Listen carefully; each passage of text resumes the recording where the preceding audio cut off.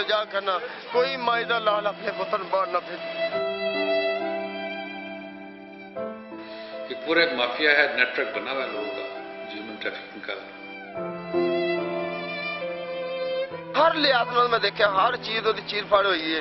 شہباز کا یہ غمزدہ خاندان انسانی اسمگلروں کا شکار بن چکا ہے. شہباز جو 2 بچوں کا باپ ہے یونان جانے کے لیے گھر سے نکلا تھا, لیکن اس کوشش میں وہ اپنی جان گنوا بیٹھا. نہ میں بھرا نوں بھیجنا چاہتا ہاں, صرف انہوں بےوقوف بنایا گیا یار. پہلے اٹلی واسے پھر اس واسے ہر لحاظ نے سانوں نے بےوقوف بنایا. میں اپنے بھائی نوں قریب ہو کے حالانکہ مینوں ہاتھ نہیں سلا, میں کہ نہ جو مرضی جنہ چر میں تسلی نہ کردا کہ میرا بھرا ہے. نک کوئی نہیں, کان کوئی نہیں, اکھاں کوئی نہیں.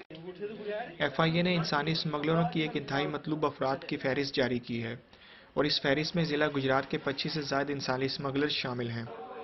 عموماً یہ انسانی اسمگلر غیر قانونی طور پر بیرون ملک منتقل ہونے کے خواہش مندوں سے 2.5 لاکھ سے 7 لاکھ روپے تک وصول کرتے ہیں.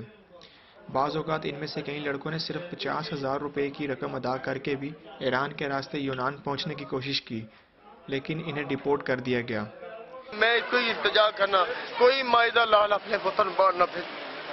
ہاں جی نہ بھیجے, کیونکہ اسی ہر چیز کوٹھے بیچ کے کاروبار برباد کر.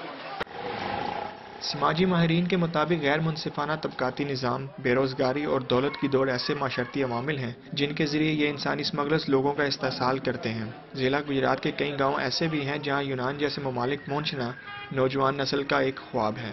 ہمارے ملک کے اپنے فیکٹر جو پش کر رہے ہیں لوگوں کو, وہ پاورٹی ہے اور لیک آف گڈ ایجوکیشن ہے, اور لیک آف اپرچونیٹیز ہیں امپلائمنٹ کی, جابس کی ہمارے اپنے معاشرے میں اپنے لیول پہ. لیکن ان کے لیے جب تک لوکل گورنمنٹ یا سینٹرل گورنمنٹ کے job opportunities, skill development, training program نہ شروع کرے گی تاکہ وہ اسی اس ملک میں رہتے ہوئے بھی اچھے پیسے کما سکتے ہیں. انسانی اسمگلنگ کی روک تھام جہاں حکومت کی ذمہ داری بنتی ہے, وہاں عوام کو بھی انسانی اسمگلروں کی حوصلہ شکنی کر کے حکومت کے ہاتھ مضبوط کرنے چاہیے. Mansoor Behzad Butt, Dawn News, Gujarat.